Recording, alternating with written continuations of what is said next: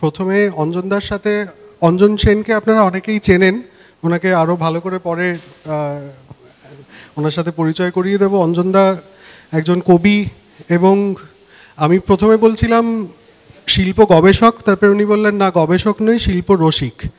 তো উনি একজন শিল্প রসিক এবং কবি, এবং গণেশ পাইনের খুবই ঘনিষ্ঠ বন্ধু ছিলেন, যেটা আপনারা ওনাকে লেখা গণেশ পাইনের চিঠিগুলো দেখলে সেই আন্দাজ করে থাকবেন। তো আমরা আর মিনিট 5-7 মধ্যে আলোচনাটা শুরু করব।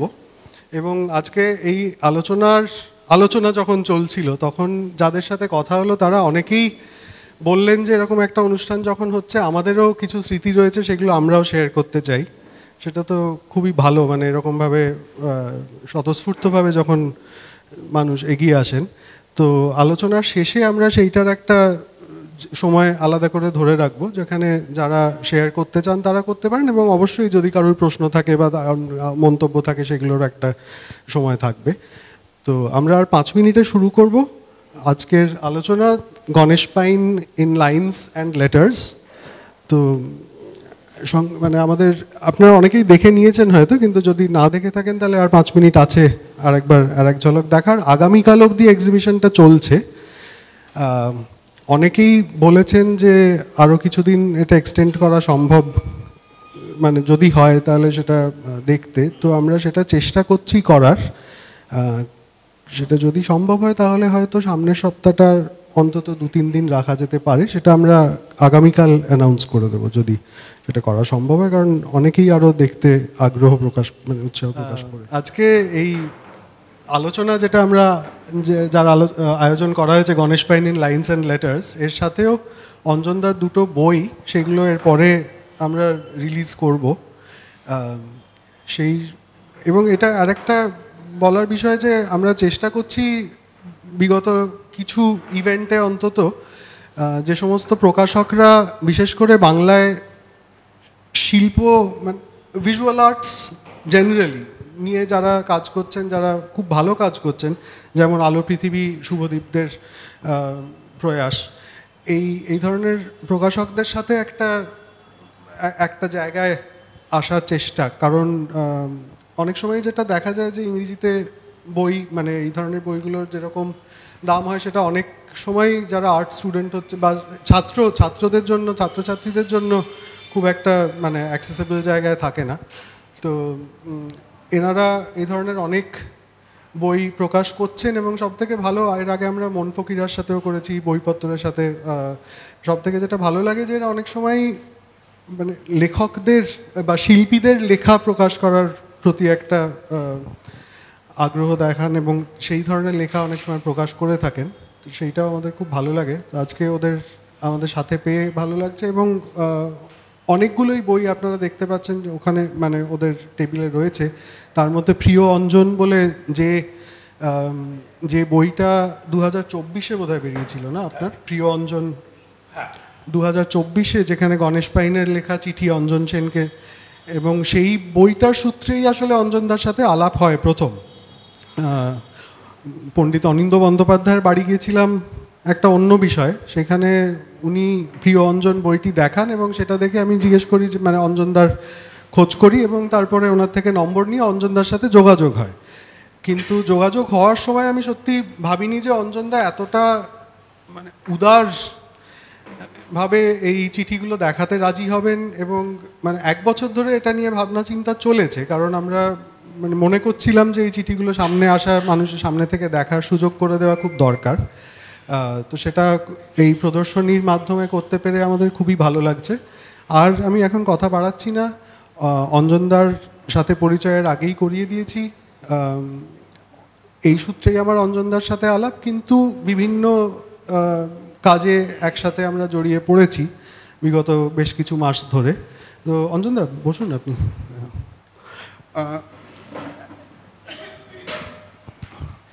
এই প্রদর্শনীতে যা দেখা যাচ্ছে তার কিছুটা আপনারা দেখেছেন, আমরা কতগুলো বুকলেট তৈরি করেছিলাম, কারণ আমাদের মনে হলো যে চিঠি যেগুলো বিশেষ করে পোস্ট কার্ড, সেগুলো যখন ওখানে ডিসপ্লে করা হচ্ছে, সেগুলোর একটা মুখ আমরা দেখতে পাচ্ছি, কিন্তু সেটার পেছনে আরও লেখা আছে, কিন্তু লেখা না থাকলেও ঠিকানা লেখা আছে, আরও নানা রকম জিনিস পাওয়া যাচ্ছে। যেরকম একটা খুব মজার দেখা যায় যে মাঝে মাঝেই গণেশ পাইন নিজেকে একটা গণেশ মূর্তি হিসেবে এঁকেছেন বিভিন্ন পোস্টকার্ডের পেছনে। তো এবং তার সাথে সেইগুলোর ট্রান্সলেশন রাখা, যাতে যারা বাংলা পড়েন না তারাও যাতে বুঝতে পারেন, সেইভাবে আমরা জিনিসটা করার চেষ্টা করেছি। অঞ্জনদা, আপনি প্রথমে যেটা মানে অঞ্জনদার সাথে আলাপ হওয়ার পরে মানে জানতে পারলাম যে অঞ্জনদা 1970-এর দশক থেকে, মানে 7-এর দশক থেকে আপনি গাঙ্গেয় পত্র বলে একটি পত্রিকা সম্পাদনা 1975 থেকে। তো এবং এই গাঙ্গেয় পত্রের সূত্রেই কি আপনার গণেশ পাইনের সাথে আলাপ, নাকি তার আগে বা অন্য কোনো সূত্রে আলাপ হয়েছিল? না, এই গাঙ্গেয় পত্রের সূত্রেই আলাপ। আমাদের প্রথম সংখ্যাটা বেরিয়েছিল 1975। তখন আমরা একটা কাগজ করব ঠিক করেছিলাম যে যাতে শিল্প, সাহিত্য, ভাষাতত্ত্ব 3টে বিষয়ে জোর দেওয়ার। তো আমাদের সঙ্গে ছিলেন উদয় নারায়ণ সিংহ, অমিতাভ গুপ্ত, পরবর্তীকালে এখানে উপস্থিত আছেন ডক্টর সুভাষ চক্রবর্তী, উনিও আমাদের সঙ্গে যুক্ত ছিলেন। আর এই পত্রিকাটি আমরা প্রথম সংখ্যা নীরদ মজুমদারের সঙ্গে আলোচনা, নীরদ মজুমদারের লেখা, তার ছবি নিয়ে করেছিলাম। তার সঙ্গে অন্যান্য সাহিত্য বিষয়ক রচনা ছিল। তারপর নীরদ মজুমদারকে আমি জিজ্ঞেস করি যে আরেকজন কারোর কথা বলুন পরবর্তী সংখ্যার জন্য। তো নীরদ মজুমদার বললেন তোমরা গণেশের কাছে যাও। তো গণেশ ভালো আঁকছে। তো সেইটা হলো কথা। সেই কোথায় গণেশদা ওকে পাওয়া যায়, আমি তার ছবি দেখেছি, এখানেই দেখেছি এক্সিবিশনে। তো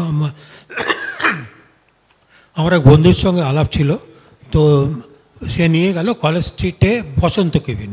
বসন্ত কেবিন এটা হচ্ছে মেডিকেল কলেজের উল্টো দিকে, এটা একটি বসন্ত কেবিন, ওখানেই তখন বসতেন। তো ওইখানে গিয়ে আলাপ হলো। আলাপ হয়ে ক্রমশ কথাবার্তা, নানা রকম আলোচনা শুরু হলো প্রথম দিনই। এবং প্রথম দিনই আমি বলে ফেললাম যে দ্বিতীয় সংখ্যায় আপনার ছবি চাই এবং আপনার ওপর একটা আপনার সঙ্গে একটা ইন্টারভিউ নেবো, আর আরেকটা কি আমি একটা লিখব। তো সেই প্রথম সংখ্যাতেই দ্বিতীয় সংখ্যায় গণেশদার যে গাঙ্গেয় পত্রের সঙ্গে যোগাযোগ যেটা শুরু হলো, তো সেইটা শেষ পর্যন্ত ছিল। আমি দ্বিতীয় সংখ্যাটাতে একটা ইন্টারভিউ যেটা নেওয়া হয়েছিল, আমি হাতে লিখে প্রশ্নগুলো দিয়েছিলাম, উনি হাতে লিখে উত্তরগুলো দিয়েছিলেন। সেই সবগুলো সংগ্রহ আছে, আর সঙ্গে একটা ড্রয়িং ছিল। আর এরপর থেকে কিছু না কিছু চলছে।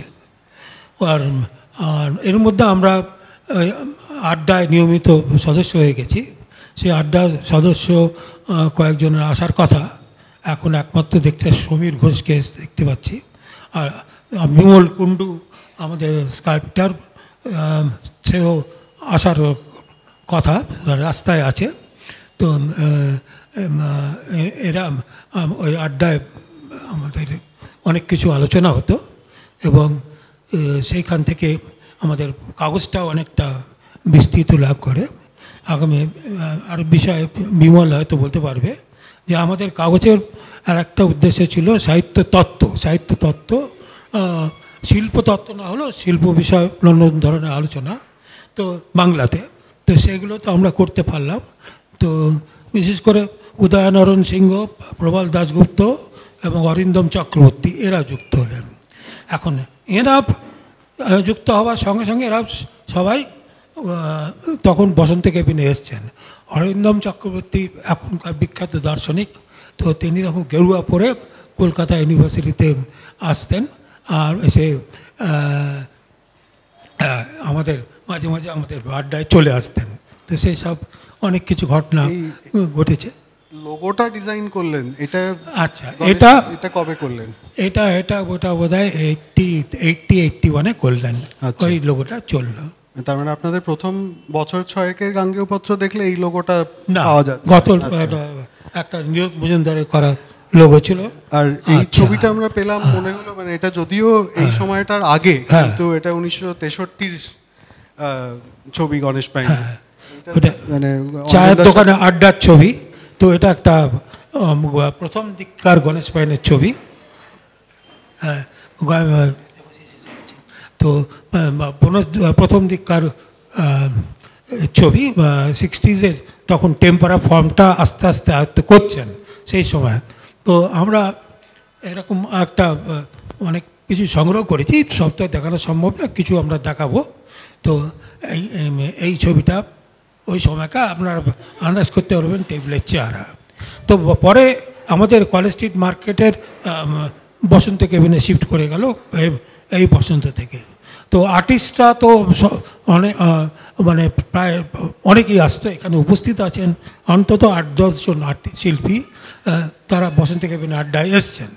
এবং এখানে কৃষ্ণনগর থেকে অমিত বিশ্বাস এসছেন, বর্ধমান থেকে শ্যামল বর্মন সাহা এসছেন। এরা সবাই বসন্ত আড্ডায় কোনো না কোনো এসছেন। আর বাকিটার নাম বলবো না, অনেকেই।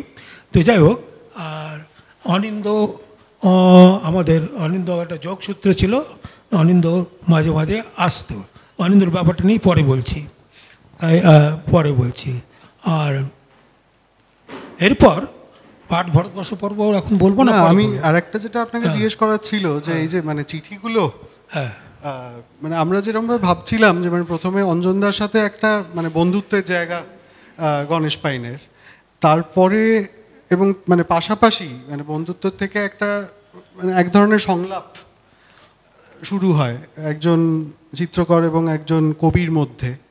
আর তারও পরে অঞ্জনদা গণেশ পাইনকে নিয়ে অনেক কাজ করেছেন সেগুলো, এবং তার মধ্যে থেকে গণেশ পাইনের আর্কাইভ কিভাবে ক্রমশ প্রকাশ্য এখনও যে হয়েছে পুরোপুরি তা নয়, সেই দিকটাও আমরা আলোচনা করব। কিন্তু তার আগে যেটা আপনার থেকে জানার, অঞ্জনদা এই চিঠি লেখার মানে এটা তো প্র্যাকটিস, মানে এটা অনুশীলন এক ধরনের প্রায়। তো এই যেরকম জাস্ট উদাহরণ দেওয়ার জন্য আমার খুব মজা লেগেছিল এই চিঠিটা দেখে, যে এখানে উনি লিখেছেন বাড়ি নেই, বাড়ি ইজ ইকুয়াল টু দেহ ইত্যাদি একটা জটিল অঙ্ক কষে তারপরে বলছেন অবনী বাড়ি নেই। হ্যাঁ, তো এই চিঠিটা সম্পর্কে যদি আপনি একটু বলেন যে এই ধরনের মানে এই রসিকতা, তার সাথে এরকম। আচ্ছা, সাংঘাতিক ছিল গণেশ পাইনের কৌতুকবোধ। এতখানি যে কৌতুকবোধ ছিল তা হয়তো আপনারা জানেন না, কারণ আপনারা যারা পরবর্তীকালে দেখেছেন তখন তার একটু পরিবর্তন হয়েছে। যে এত মজা করতে পারতেন। এই যে চিঠিগুলো, এখানে আমাদের বোধহয় 20টা চিঠি আছে, এছাড়া আমার কাছে আরও গোটা 20-30 চিঠি আছে। তো এর মধ্যে এত কৌতুক সেটা বলে শেষ করা যাবে না। আর এই চিঠিটা হচ্ছে যে একদিন আমি দুপুরবেলা অনেকেই গণেশদার বাড়ি গিয়ে, এটা আমি 77-78 কথা বলছি, ডাকাডাকি করতো। তো সেটা গণেশদা খুব ডিস্টার্ব হতেন। তো যাই হোক, তো একদিন আমিও এরমভাবে গিয়েছিলাম, তো ডাকাডাকি করেছিলাম। তো ওপর থেকে কেউ দিল জবাব, বাড়ি নেই। তো এইটা হচ্ছে তার উত্তর আমাকে দিয়েছিলেন, যে বাড়ি আছে, বাড়ি নেই, অবনী বাড়ি নেই। আর এইভাবে চিঠিটা লেখা, আপনারা কতটা পড়তে পারছেন জানি না। তো এই চিঠিগুলো ছাপা হয়েছে। তো এইরকম কৌতুকময় চিঠি এবং কবিতার মতো করে লেখা, কবিতা বলতে পারে। তো সেরকম চিঠি প্রায় আরও 27-28টা আছে। তো রঙিন চিঠি, ব্ল্যাক অ্যান্ড হোয়াইট ড্রয়িং করা চিঠি, এই 27টা আছে। এবং তার মধ্যে পদ্যছন্দ, ছড়ার ছন্দ আছে, একদম পারফেক্ট। তো এনার যে এই যে দক্ষতাটা ছিল, তো সেটা হয়তো অনেকে জানেন না। পরে যখন আমি গণেশ পাইনের ডায়েরিটা 1964 সালে আমরা যখন হাতে পেলাম, যে আমাকে এডিট করার জন্য দেওয়া হলো, তাতে দেখলাম যে অনেক কবিতা লেখা রয়েছে। সেগুলো কিছু কিছু আমরা ছাপিয়েছি। ডায়েরিটাও এখন পাওয়া যায়, এই সুদীপ রায় ছেড়িয়েছে। এছাড়া আমাদের পাঠ ভারতবর্ষের কথা আমি পরে আসছি। আমি এই হিউমারটার কথা বললাম, অসম্ভব হিউমার। আর আড্ডার ব্যাপারটা আর একটু পরে না বলবো। দেখি সুজন কিছু বলবেন।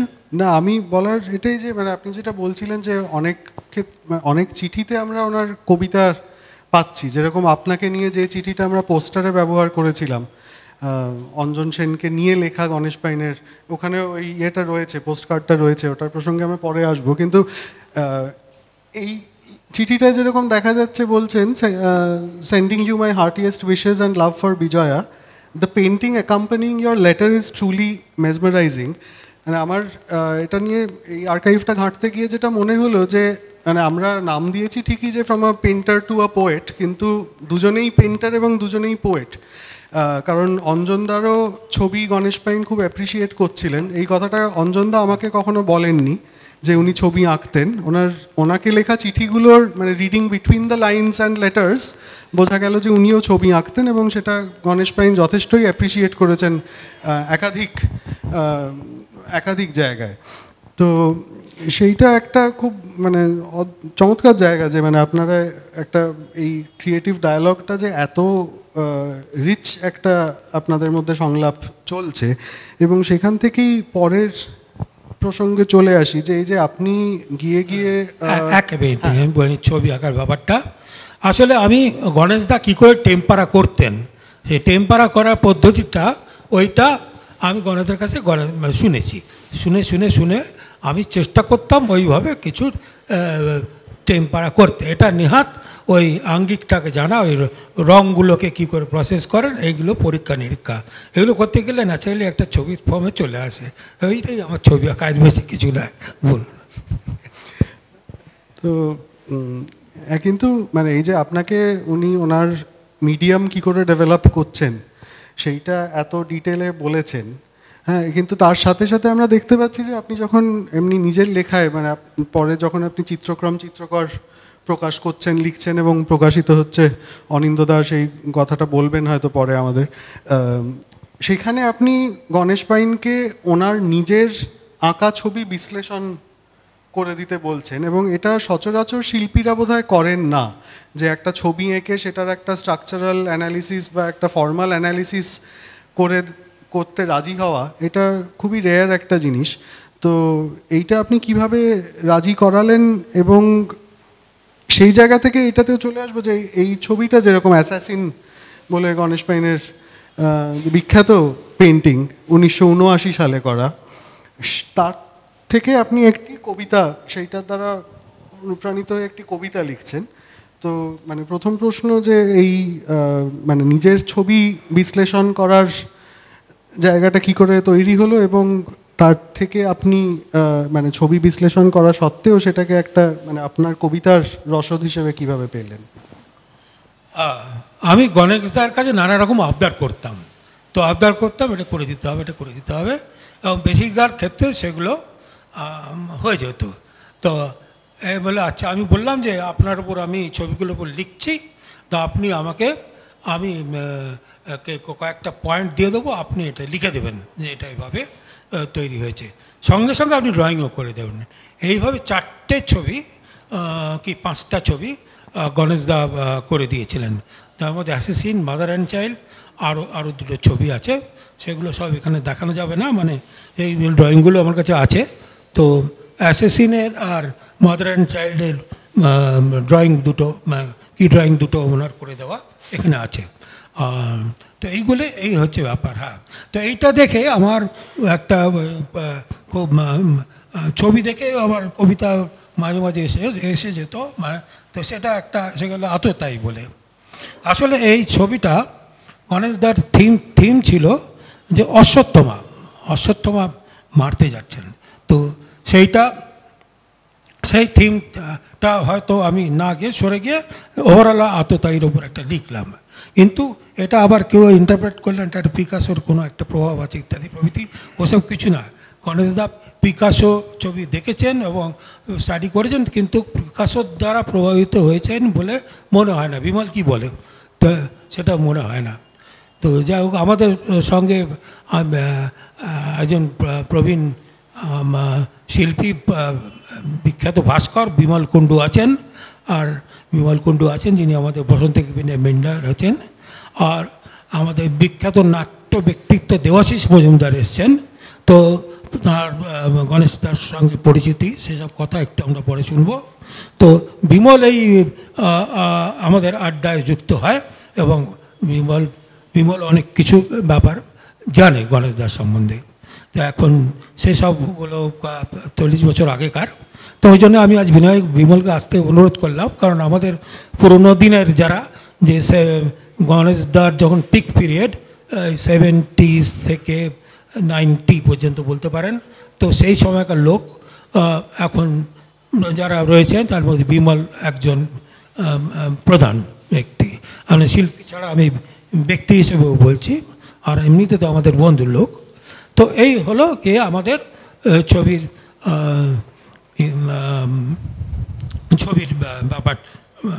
ব্যাপারগুলো।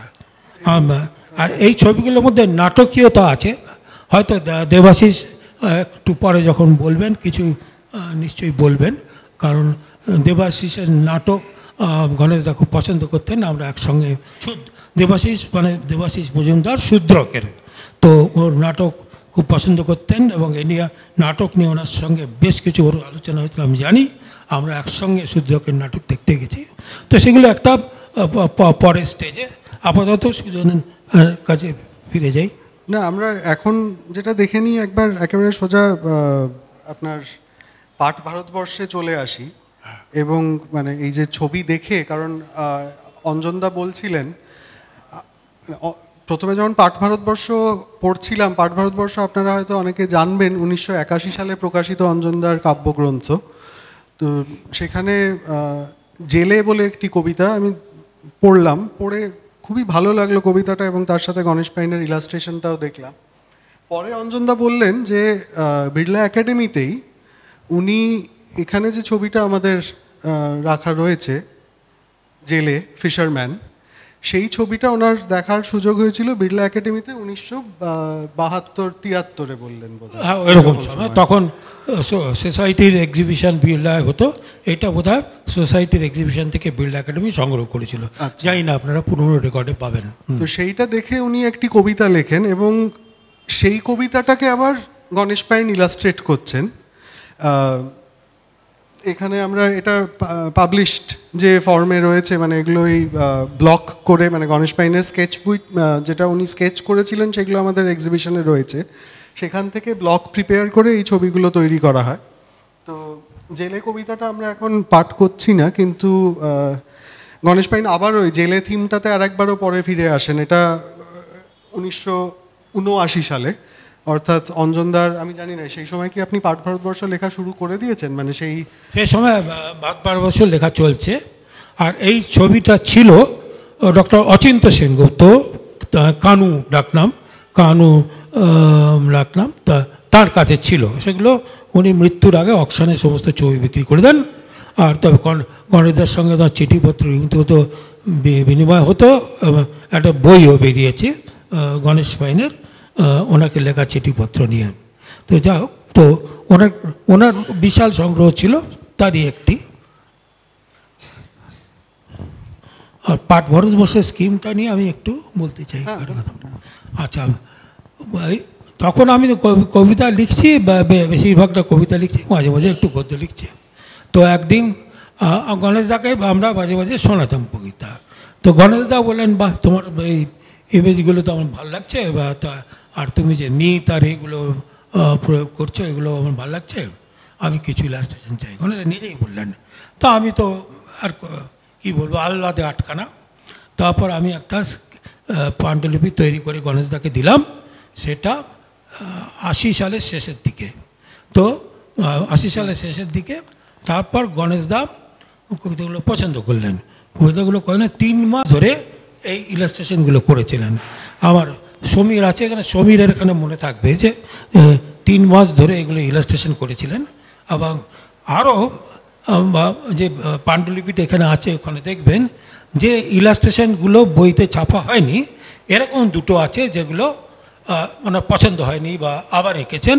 তো এইটা হচ্ছে পাঠ ভারতবর্ষের প্রকাশের কথা। তো সেটা বেরোলো অগাস্ট মাসে, এবং এই পুরো ইলাস্ট্রেশনটা উনি তখন কলেজ স্ট্রিটে মন্ডা স্টুডিও বলে, কলেজ স্ট্রিট মার্কেটের ওপর একটা স্টুডিওতে বসতেন। ওটা নামী স্টুডিও, একসময় ওখানে অ্যানিমেশন ফিল্ম হতো, মন্দার মল্লিক। তো তারপর উনি মারা যাওয়ার পর ওখানে ওইসব কাজ আর হতো না, কিন্তু গণেশদা ওই ঘরটা ভাড়া নিয়ে ওখানে বসে বসে দুপুরবেলা কাজ করতেন, যেগুলো টেম্পারা পেন্টিংয়ের কাজ করতেন না, ছোটো ছোটো ওয়াটার কালার বা ছোটো কাজ বা এই ধরনের কাজ, বুক ইলাস্ট্রেশনের কাজ, এইগুলো করতেন। তো সেই সময় এই বইটা করা, এবং এই বইটার সঙ্গে ডিজাইনিংয়ে যুক্ত হয়ে পড়ল শৈবাল ঘোষ। শৈবাল ঘোষ আমাদের বসন্ত কেবিনের একজন সদস্য, খুব ভালো ওয়াটার কালার করতো, এখন আর নেই আমাদের মধ্যে, আমাদের এই সমাবেশে ছিল।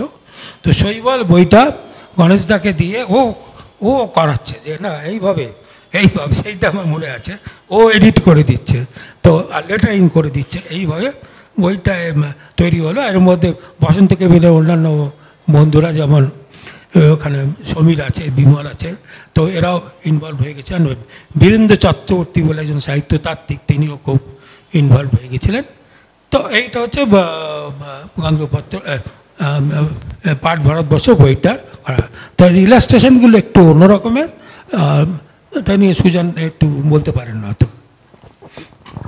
আমার বলার সেরকম কিছু নেই, মানে এটা এই কবিতাটা যেরকম অঞ্জনদার সাথে যখন আলাপ হলো তখন উনি প্রথম আমাকে এই ছবিটা পাঠিয়েছিলেন, বলে যে আমার লেখা একটি কবিতা, সেটা গণেশ পাইন একটা পেন্টিং হিসেবে করেছেন, এবং তার পাশাপাশি আমরা দেখতে পাচ্ছি যে মানে ওনার কাছে কবিতাটা নিশ্চয়ই এতটাই দাগ কেটেছিল যে একভাবে উনি ইলাস্ট্রেট করেছেন বইয়ের জন্য, এবং তারপরে আর একটা পুরো পেন্টিং করেছেন ওয়াটার কালারে, যেখানে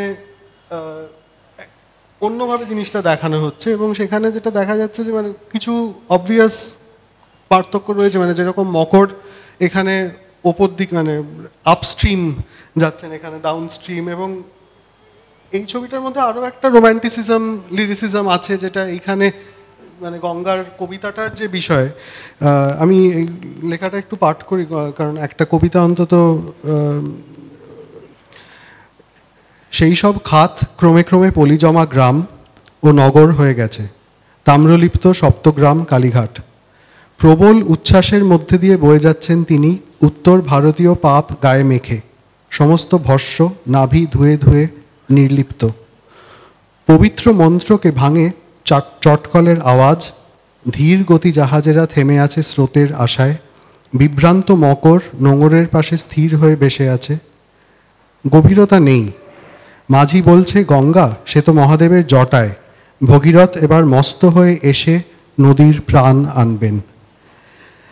তো এই কবিতাটা পড়ে উনি দুভাবে জিনিসটাকে দেখছেন, এবং দুটো পুরো এই পেন্টিংটা ওখানে রয়েছে, আপনারা যারা দেখার সুযোগ পেয়েছেন তারা দেখতেছেন, যারা পরে এলেন তারা যাওয়ার সময় বা আগামীকালও আমাদের প্রদর্শনী চলবে, তারাও দেখতে পাবেন।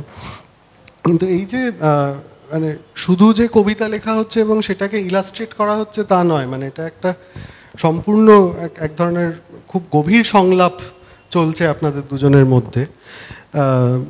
পাঠ ভারতবর্ষ যেটা আমার সবথেকে কী বলবো, মানে এটা খুব রেয়ার একটা জিনিস, কারণ যে সময় পাঠ ভারতবর্ষ লেখা 1979, 80, 81-তে প্রকাশিত হচ্ছে, সেখানে অনেক ক্ষেত্রেই দেখা যাচ্ছে যে মানে ওই 70-এর ওই সময়টা যে মানে চূড়ান্ত এক রকমের ভায়োলেন্স কলকাতার রাস্তাঘাটে, শুধু কলকাতায় না মানে বাংলার রাস্তাঘাটে দেখা যাচ্ছে, মানে সেটার শিল্পে একভাবে সেটা উঠে আসে, সে কথা আমরা জানি, কিন্তু সেই ভায়োলেন্স বা সেই সময়টাকে একটা মানে একটা এপিক প্রপোর্শন দেওয়া, এবং সেইভাবে জিনিসটাকে একটা মানে সময় থেকে তুলে নিয়ে আরও একটা ট্রান্সেন্ডেন্টাল জায়গায় গিয়ে ধরা, সেইটা আমার খুব অদ্ভুত লেগেছিল। এবং সেখানে একটি গান বিশেষ করে যেটা মানে ভীষণ রকমের নাড়া দেয়, এটা হচ্ছে পাঠ চণ্ডীমঙ্গল বলে, যেটা অঞ্জনদা ওই পয়ার ছন্দে লিখছেন, এবং এটা বাঁদিকে আপনারা দেখতে পাচ্ছেন, এটা ওই গণেশ পাইনের ইলাস্ট্রেশনস, যেটা অঞ্জনদা বলছিলেন যে এগুলো একদম মানে কিভাবে ছাপা হবে সেই ফর্মে ওনাকে বলে দেওয়া এবং উনি সেই অনুযায়ী ইলাস্ট্রেশনগুলো করছেন, যেখান থেকে পরে ব্লক তৈরি করে সেটা ছাপা হচ্ছে। ডান দিকে সেই ইয়েটা ছাপা বইয়ের পৃষ্ঠা। এবং কবিতা এবং ছবির বাইরেও চলে যাচ্ছে এই সংলাপ।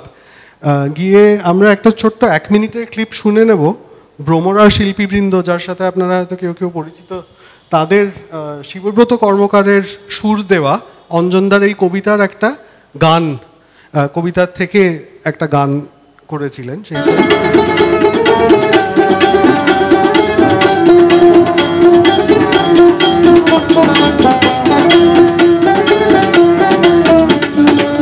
জয় মাতা চণ্ডী জয় জয় শ্রী কঙ্কন, চণ্ডীর মাহাত্ম বলে সিংহ জয়ঞ্জন, চণ্ডীর মাহাত্ম বলে সিংহ জয়ঞ্জন।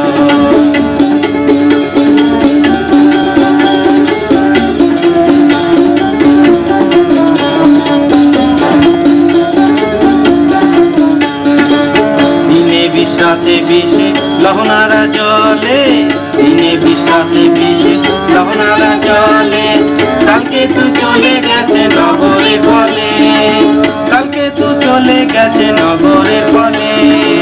জয় মাতা চণ্ডী জয় জয় শ্রী কঙ্কন, চণ্ডীর মাহাত্ম বলে সিংহ জয়ঞ্জন, চণ্ডীর মাহাত্ম বলে সিংহ জয়ঞ্জন।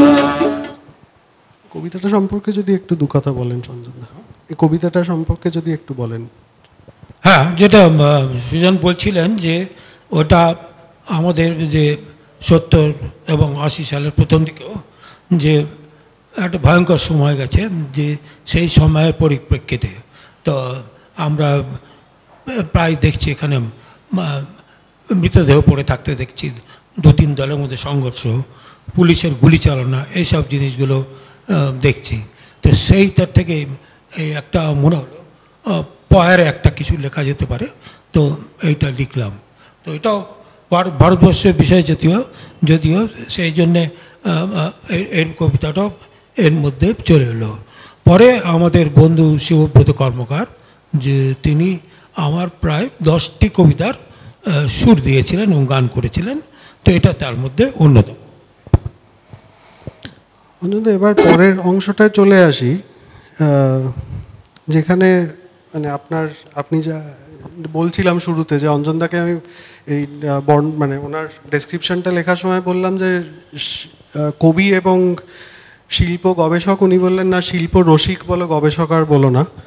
তো শিল্প রসিক অঞ্জন সেন। কিন্তু যেটা আমার সবথেকে মানে ইন্টারেস্টিং লেগেছে, কারণ এটা শুধু যে গণেশ পাইনের ক্ষেত্রে প্রযোজ্য তা নয়, এটা হয়তো অনেক শিল্পীদের ক্ষেত্রে এই জিনিসটা নিয়ে ভাববার বিষয় যে অঞ্জনদা মানে গণেশ পাইন চলে যাওয়ার পরে তার যে আর্কাইভ রয়ে গেছে, সেই আর্কাইভ থেকে কি আমরা পাচ্ছি এবং সেই আর্কাইভের জায়গা থেকে দাঁড়িয়ে শিল্পীর প্রতি বা শিল্পে তার কাজের প্রতি আমাদের যে দৃষ্টিভঙ্গি, সেটা কিভাবে একটা মানে পরিবর্তন হচ্ছে একভাবে, এবং সেই আর্কাইভটাকে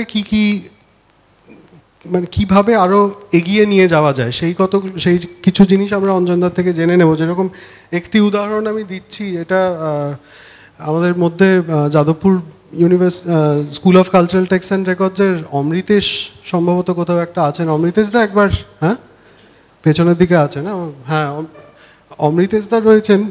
এই আমরা যেটা দেখছিলাম যে মানে অঞ্জনদার এই গণেশ পাইনের ছবিগুলো থেকে যখন ব্লক তৈরি করা হয়েছে, তখন এক ধরনের প্রযুক্তি ব্যবহার করা হয়েছে, একভাবে ব্লক তৈরি করা হয়েছে।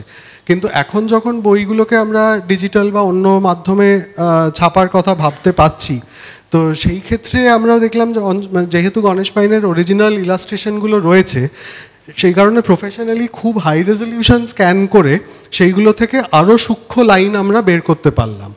তো এবার এই ধরনের কিছু কাজ গণেশ পাইনের ক্ষেত্রে অঞ্জনদার মানে ওনার উদ্যোগে হতে থেকেছে, এবং সেই জায়গাটা আমার মনে হয় অন্যান্য শিল্পীদের ক্ষেত্রেও আমাদের হয়তো ভাবা দরকার, যে তাদের শিল্পীদের যে যে ধরনের কাজ school of centre for studies in social sciences বহু বছর ধরে করে এসছেন, যে আর্কাইভিং দ্য ভিজুয়াল আর্টস, তো সেইগুলো নিয়েও হয়তো ভাবা দরকার। আমি এটা নিয়ে আর বেশি এখন কিছু বলছি না, কিন্তু এই কথাটা অন্তত মনে হলো বলা দরকার, কারণ এই এই কাজগুলো খুবই গুরুত্বপূর্ণ, যে একটা বডি অফ ওয়ার্ক রয়েছে, সেটাকে নতুন নতুন কিভাবে দেখা যেতে পারে বা রেপ্রেজেন্ট করা যেতে পারে। অঞ্জনা, আমি এই প্রসঙ্গে চলে আসি, যে আপনি বহু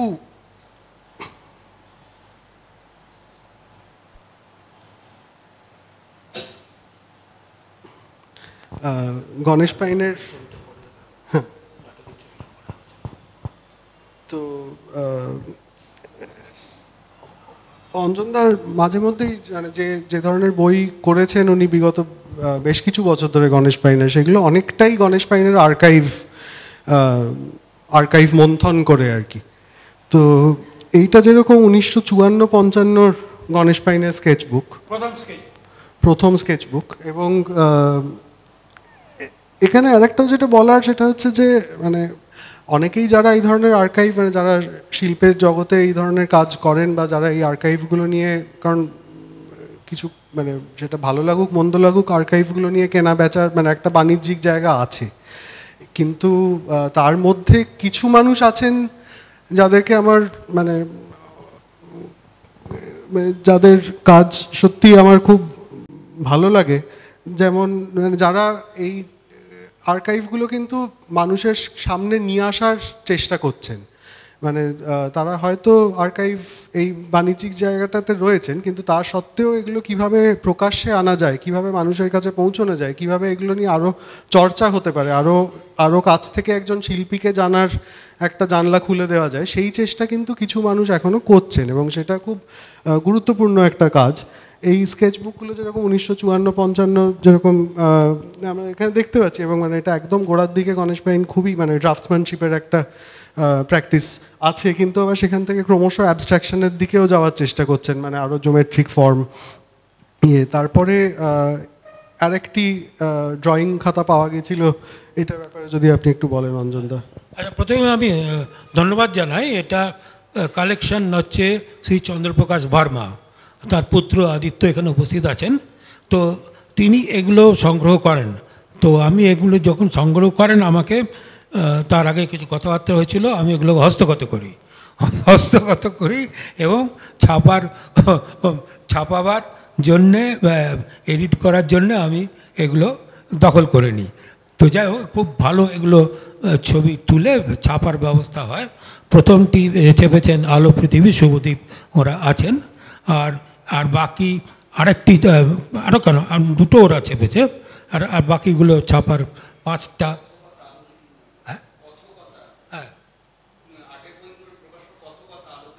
ও সরি, কত কথা, তো ওরা চেপেছে, তো আরও কয়েকটা ছাপা হচ্ছে। তো এইখানে দ্বিতীয় ডায়েরিটা আমরা যেটা স্কেচবুক এটা পেলাম, এটা একবারে আমাদের ট্র্যাডিশনাল ডিজাইনের ওপর, এবং এরকম বোধ হয় 54টা ডিজাইন আছে। তো আমি আর তার মধ্যে দুটো ব্যতিক্রম আছে, ব্যতিক্রমটা কথা পরে বলছি। তো এর মধ্যে আমরা পেলাম যে নন্দলাল বসু ফুলকারি বলে একটা বই বার করেছিলেন ট্র্যাডিশনাল ডিজাইনের ওপর। ওটা ইয়ার বারটা কবে ছিল না, ওটা প্রকাশের সানটা কিছু নেই না, মানে অনেক দিন হয়ে গেছে, 3 খণ্ডে ছিল, তো এটা এখন আর পাওয়া যায় না। কিন্তু নন্দলাল বসু এরকম অনেকগুলো ট্র্যাডিশনাল নিয়ে করেছেন। বইটি আমি দেখার সুযোগ পেয়েছিলাম, এটা তার প্রচ্ছদ। তো এই ড্রয়িংটার এই বইটা থেকে গণেশদা কিছুটা প্রভাবিত হয়েছিল বলে আমার মনে হয়। এই একদম এক ট্র্যাডিশনাল ডিজাইনের ওপর অনুশীলন করান, মধ্যিখানে 2-3টে এক্সেপশনাল এসে গেছে, একটুখানি অ্যাবস্ট্রাকশন এসে গেছে একই ডায়েরির মধ্যে, সেটা 3টে। ওইটা নিয়ে আপনি একটা কিছু বলছিলেন। না সেরকম কিছু আপনি যেটা বলছেন মানে যে ওই আলপনা বা একদম ট্র্যাডিশনাল অর্নামেন্টাল মানে ওই ধরনের জায়গা থেকে ক্রমশ এখানে আবার খুব ইন্টারেস্টিং একটা জায়গা, যেখানে অর্নামেন্টাল ডিজাইন আছে কিন্তু সেটাকে আবার একটা 3 ডাইমেনশনাল জায়গায় দিয়ে পার্সপেক্টিভের মধ্যে ফেলে এক ধরনের এক্সপেরিমেন্ট করছেন। কিন্তু তার থেকেও মানে যেটা খুব চমৎকৃত করেছিল আমাকে, অবাক হয়েছিলাম দেখে যে ওনার তারপরের যে স্কেচ বুকটা, যে সময় ওনারা উনি ক্যালকাটা মেডিকেল কলেজে থাকছিলেন কি কি অ্যাকচুয়ালি ক্যালকাটা মেডিকেল কলেজে উনি ছিলেন 46-47 সালে। তখন দাঙ্গার সময় ওখানে একটা রিলিফ ক্যাম্প হয়েছিল। গণেশ দ্বারা যে অঞ্চলের লোক, সেটা হচ্ছে কবিরাজ রো। এটা একটা সাম্প্রদায়িক দাঙ্গার ভয়ঙ্কর রকম চেহারা নিয়েছিল। তো একটা জনসংখ্যাকে সরিয়ে নিয়ে আসা হয়েছিল মেডিকেল কলেজের ক্যাম্পে। তো সেসব কথা গণেশদা নিজেই বলে গেছেন। ও তার থেকে অনেক ছবিও পরবর্তীকালে এনেছেন। ওই যে ভয়, ওই যে শবদেহের মিছিল, এইগুলো ওনার ছবিতে পরে এসছে। কিন্তু এরপরে উনি যখন ছাত্র অবস্থায়, তখন ওর বাড়ি দিয়ে মেডিকেল কলেজ দিয়ে গিয়ে ভেতর দিয়ে শর্টকাট করা যেত। সেই সময় মেডিকেল কলেজের যে ঘুরে ঘুরে যেগুলো দেখেছেন, যে ডাক্তার, নার্স, সর্জা, এমনকি খুব ডিটেল ছবিগুলোকে উনি এঁকেছিলেন, এটাই আমি জানি। তো এগুলো ওনার যে জীবিতকালে খুব বেশি লোক দেখতে পায়নি, এগুলো দেখাতে চাইতেন না। তো যা দেখা গিয়েছিল। এবার বলুন আপনি। এটাও তো প্রকাশিত হয়েছে নাকি? হ্যাঁ, এটা প্রকাশিত হয়েছে, ওই কত কথা চেপেছে এটা দুটো। হ্যাঁ, এটা সব থেকে আমার যে কারণে অবাক লেগেছিল এটা দেখে, যে মানে এই যে একটা মেডিকেল কলেজের মতন একটা জায়গার ভেতরে ঢুকে স্কেচ করা, প্র্যাকটিস করা, মানে এই ছবিগুলো তো কোনোদিনও, এটা এমন একটা জায়গা যেখানে ক্যামেরার লেন্স কোনোদিনও পৌঁছতে পারবে না, কারণ এখানে একটা প্রাইভেসির জায়গা আছে, এখানে একটা খুব সেন্সিটিভ কতগুলো জিনিস হচ্ছে। কিন্তু সেখানে এই ধরনের স্কেচ করা এবং সেটা মানে যেরকমভাবে উনি ডকুমেন্ট করেছেন মেডিকেল কলেজ ওই 2 বছরে, খুবই মানে অসাধারণ একটা স্কেচ বই বলে আমার মনে হয়েছিল। তারপরেরটাতে উনি, তারপরের যে ড্রয়িং খাতাটা আমরা পাচ্ছি, সেখানে উনি নানা রকমের অ্যাবস্ট্রাকশনিজম নিয়ে এক্সপেরিমেন্টাল কাজ করছেন। এগুলো বেশিরভাগ ছিল পেন্সিল ড্রয়িং বা সাদা কালো ড্রয়িং। এখানে উনি কালারে চলে এসছেন। একটা এই স্কেচ বুকটা একদম কালারে। হ্যাঁ, তো টোটাল বোধ হয় কত 38টা। आदित्य कितना है इसमें? 38 है ना? है 36। হ্যাঁ, ওইটা এখনও আদিত্যদের সংগ্রহে আছে, আমাদের ছাপার অনুমতি মিলেছে। তো এটা একটা অসাধারণ স্কেচ বুক, পেন্টিং বুকও বলা যেতে পারে। এখানে রঙের খেলা যেরকম রয়েছে এবং পুরোপুরি অ্যাবস্ট্রাক্ট আর্টের ওপর প্র্যাকটিসটা চলেছে। পরবর্তীকালে আমি গণেশদার ডায়েরি যারা দেখেছেন, যে উনি অ্যাবস্ট্রাকশন নিয়ে কথা লিখেছেন, যে আর্ট ফর্ম নিয়ে লিখেছেন, আর বিভিন্ন রং নিয়ে কথা লিখেছেন, কী করে রং তৈরি করতে হয় সেসব কথা লিখেছেন। আর অ্যাবস্ট্রাক্টে কাজ করছেন, কিন্তু এই প্যাটার্নটা ঠিক পুরোপুরি অ্যাবস্ট্রাক্টটা ওনার পছন্দ হচ্ছে না, এইটাও লিখেছেন। তো এইগুলো নিয়ে অনেক পরীক্ষা নিরীক্ষা গণেশদা চালিয়ে গেছেন। আমরা সামান্য কয়েকটা হাতে পেয়েছি, এরকম হয়তো আরও কিছু রয়েছে। আর এইগুলো দেখেনি, এটা দেখুন, এই দুটো হাঁসের ছবি, হাঁসের ছবি। তার পাশে একটা কালীর ছবি, একটা অদ্ভুত কালী মূর্তি। তো এটা দেখতে পাচ্ছেন ঠিক করে? তো একটা অদ্ভুত কালী মূর্তি। তো এগুলো আমরা আপনাদের দেখাচ্ছি, কারণ যে কী করে একজন আর্টিস্ট নিজেকে তৈরি করে, কত রকমভাবে তিনি এক্সপেরিমেন্ট করেন, পরীক্ষা নিরীক্ষা করেন, কত রকম। আর শিল্প বা এই যে ডায়েরিগুলো তো একদম চিন্তা ভাবনায় ভরা, আবার নিজেকে কন্ট্রাডিক্ট করছেন, এরকম সমস্ত কথাবার্তা আছে। ওটাও আমরা প্রকাশ করেছি, ওই কত কথাই প্রকাশ করেছি ডায়েরিটা। তো আবার অনেক জায়গায় কোটেশন আছে বিভিন্ন জায়গায়। আর ইয়ে আছে বেঙ্গল স্কুলের আর্ট নিয়ে। এই যে এই পাতাটা দেখছেন, এটা আমরা ডায়েরির পাতা দিচ্ছি 64 থেকে 74 ডায়েরির না পাতা। এইটা এখন ওই আচ্ছা সরি, হ্যাঁ, এটা এটা এটা কবেকার যেন, এটা 61, এটা চতুর্থ, এটা একদম উড়িষ্যার বিভিন্ন মন্দিরের স্টাডি। সব কটা মন্দিরের নাম আমরা বলতে পারবো না, তবে গিয়ে খুব স্টাডি করেছেন এবং ডায়েরিতেও লেখার এর বিষয়ে উল্লেখ পাওয়া যাচ্ছে, যখন এইটা করেছে এই করেছি, কোন সময়টা করেছেন এটা ডায়েরিতে লেখা আছে। তো এটাও প্রকাশ করেছে, ওরাই প্রকাশ করেছে, তো এটা পাওয়া যায়। আচ্ছা, আপনি যে ডায়েরিটার কথা বলছিলেন সেটা এইটা 1964 হ্যাঁ, থেকে। আচ্ছা। আর যে ডায়েরিটা আমরা কথা আমরা বলছিলাম যে ওই 64 ডায়েরি, তাতে বেশ কিছু ছবি আঁকা রয়েছে, লেখা রয়েছে, কথা রয়েছে, বেশ কিছু ছবি আঁকা রয়েছে। আচ্ছা, অবনীন্দ্রনাথ ঠাকুরের কথা রয়েছে। তারপর বলছেন যে একটা রাধাকৃষ্ণের কথা বলছেন, তারপরেই দেখা যাচ্ছে একটা ওয়াটার কালার ডায়েরির মধ্যে ড্রয়িং, এরপরে আবার অ্যাবস্ট্রাক্ট না রকম কিছু ড্রয়িং, এরম বোধ হয় গোটা 20 কি 25 ড্রয়িং আছে এই ডায়েরিটাতে। তো আর এইখানে যে আপনারা দেখছেন যে রাধাকৃষ্ণের ছবিটা, এটা নিয়ে লিখেছেন দুবার, রাধাকৃষ্ণ রাধাকৃষ্ণ বলে এই ছবিটা আঁকছি, এই ছবিটা আঁকছি, এরকমভাবে লিখেছেন। হ্যাঁ, আর সব কটা ছবির সঙ্গে যে কিছু লিখেছেন সম্বন্ধে লেখেননি, কিন্তু এইটা নিয়ে লেখা আছে।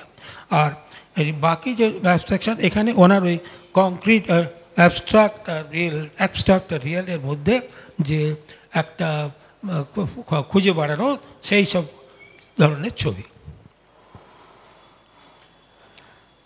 এইগুলো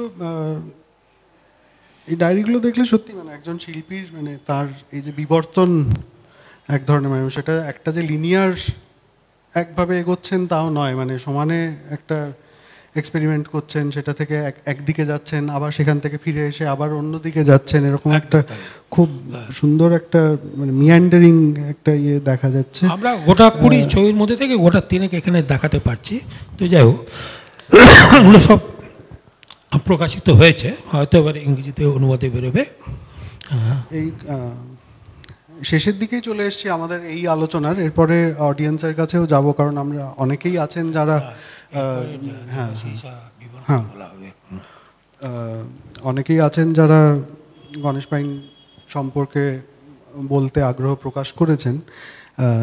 এটা একটা স্লাইড যেখানে অঞ্জনদার বিভিন্ন বই, যেখানে গণেশ পাইনের কয়েকটাতে গণেশ পাইন প্রচ্ছদ শিল্পী হিসেবে কাজ করেছেন, কিছুতে গণেশ পাইনের ছবি প্রচ্ছদে ব্যবহৃত হয়েছে। শেষ করার সময় একটাই বলার, ওই যে বঙ্গশিল্পে চৈতন্যদেব ছবিটা, ওই বইটা গণেশ পাইনের মৃত্যুর 4 দিন আগে বেরোয়। তো 4-5 দিন আগে বেরোয়। উনি হাসপাতালে যাওয়ার আগে আমি বইটা ওনার হাতে পৌঁছে দিতে পেরেছিলাম। ওটাই ওনার জীবিতকালে আমার সঙ্গে শেষ সংযোগ। এইগুলো এই গণেশ পাইনের বঙ্গশিল্পে চৈতন্যদেব, এটা আসলে মুকুন্দ লাট তার কালেকশন থেকে। আর একদম শেষে যেটা, এটা শেষে রাখার কারণ এই যে অঞ্জনদা, যেটা আমরা পোস্টারে যে ছবিটা আপনারা দেখেছেন, দারুণ একটা অঞ্জনদাকে নিয়ে খুব খুব মজার একটা কবিতা, কিন্তু অঞ্জনদার থেকে যখন এটা হাতে পেলাম তখন উল্টো দিকটা মানে কার্ডটাকে ঘুরিয়ে দেখলাম, এটা বিড়লা একাডেমিতে সোসাইটি অফ কন্টেম্পোরারি আর্টিস্টসের 1980 এটা 20th অ্যানিভার্সারি এক্সিবিশন, সেইটারই পেছনে আঁকা। তো সেটাতে কীরকম একটা মনে হলো যে না, তাহলে এটা বিড়লা একাডেমিতে করারই মানে আমাদের করাটা একটা কর্তব্য। এবং আজ সোসাইটিরও অনেক প্রবীণ সদস্যরা আছেন, যেটা আমাদের খুবই ভালো লাগছে। কিন্তু এটা কার্ডটা ওখানে রয়েছে, আনফর্চুনেটলি শুধু সামনের দিকটা দেখতে পাচ্ছেন, পেছনটা আমরা বুকলেটটাতে ছাপিয়ে দিয়েছি। কিন্তু এই প্র্যাকটিসটাও যে এক সময় ছিল সেটা সম্পর্কেও আমরা হয়তো আরও জানতে পারবো যারা আর্টিস্ট রয়েছেন তাদের কাছ থেকে। তার আগে একবার দেবাশিস বাবুকে, আর হ্যাঁ আপনি বলে দিন আরেকটা জিনিস, আমি যে এই সব জিনিস হচ্ছে আবদার করে জগা বা মজা করে ছবি আঁকার, ছবি এঁকে পাঠানো, তারপর উত্তরে ছবি আঁকা, এগুলো মজা করা, বা বই ইলাস্ট্রেশনগুলো আবদার করে। কিন্তু মাঝে মাঝে আমি আবার আবদার ছাড়াও কিছু কিছু পেলাম। তো একদিন আমরা ওই বসন্ত কবিনে আড্ডায় বসে আছি, জানি না বিমল ওই দিন ছিল কি না, তো হঠাৎ একটা খাম এলো। তো খামটা বললাম কী হবে, এটা নাও। তো খুলে দেখলাম যে ওই গঙ্গা ছবিটা, ওই পেন্টিংয়ে যেটা, ওইটা উনি করেছেন। আমাকে পাট ভারতবর্ষের ছবি আঁকার সময় উনি বলেছিলেন যে আমার কয়েকটা পেন্টিং করার ইচ্ছা আছে, এটা তার মধ্যে অন্যতম। তো এইটা করে আমার উপহার দিয়েছিলেন।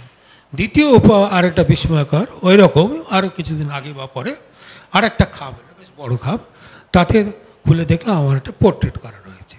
তো এগুলো নিজে থেকে ওনার মাথায় কি আসতো, মাঝে মাঝে এগুলো ছোটো ছোটো উপহার পাওয়া যেত। সেই উপহারের ব্যাপার ব্যাপারও কিছু চিঠিপত্রে লেখা আছে।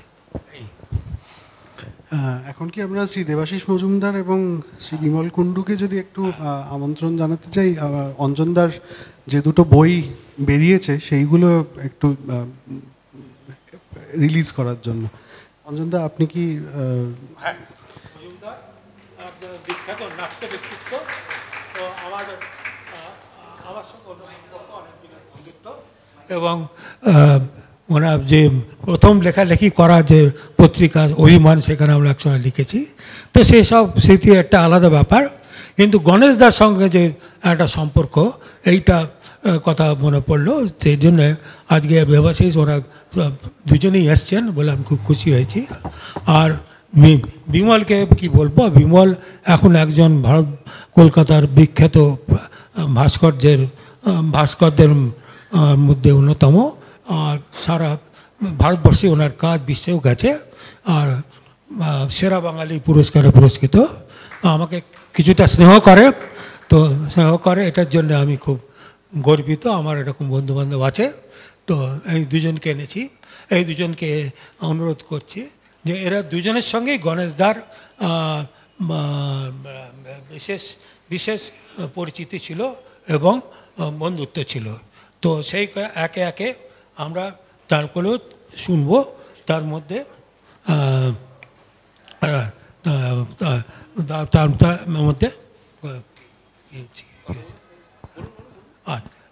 মধ্যে এই বইগুলো আজকে প্রকাশ হচ্ছে। এই পাঠ ভারতবর্ষ বইটা 81 সালে ছাপা হয়েছিল, সেটা আজকে আবার নতুন করে বেরোলো।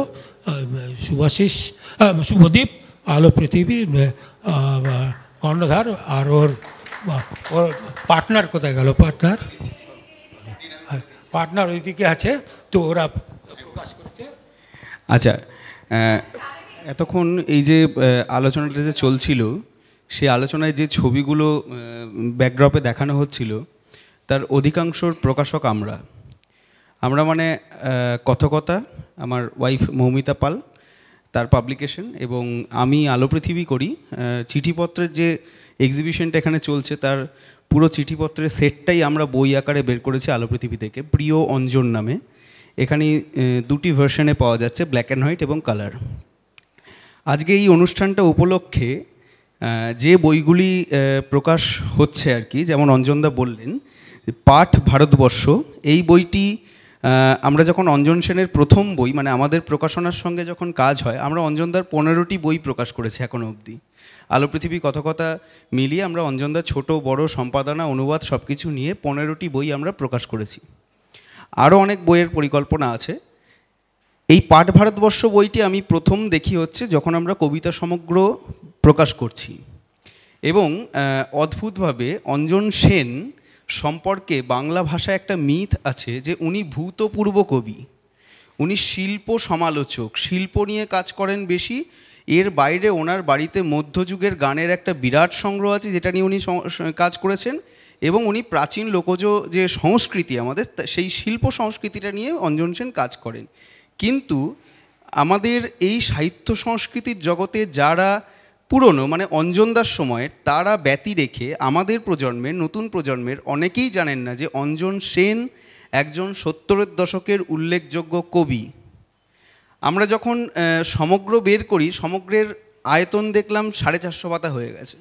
একটা লোক কতটা কবিতা লিখলে একটা সমগ্র 450 পাতার হতে পারে? এটা তো মানে আমরা প্রকাশক, আমরা যারা বই প্রকাশ করি, আমি ব্যক্তিগতভাবে মানে আমাদের পাবলিকেশন থেকে আমরা 120টা মতো সংগ্রহ নির্বাচিত বই প্রকাশ করেছি। আমাদের তো একটা মোটামুটি আইডিয়া থাকে যে একজন লেখক মানে তার লেখার পরিধিটা কতটা হতে পারে। অঞ্জন সেনের বই করতে গিয়ে দেখেছিলাম যে অঞ্জনদার কবিতার বইয়ের যা পরিধি তার থেকে বইয়ের সমগ্রের সংখ্যা মানে সমগ্রের পৃষ্ঠা সংখ্যা হচ্ছে 400-450 পাতা। এই বইটা যখন আমি মার্কেটে নিয়ে এলাম, অনেকের প্রশ্ন, অঞ্জন সেন মানে ইনি কোন অঞ্জন সেন, মানে ওই শিল্প সমালোচনা করেন সেই অঞ্জন সেন? আলাম হ্যাঁ সেই অঞ্জন সেন। উনি কবিতা লেখেন? আলাম তা এত 450 পাতার বই হলো কী করে?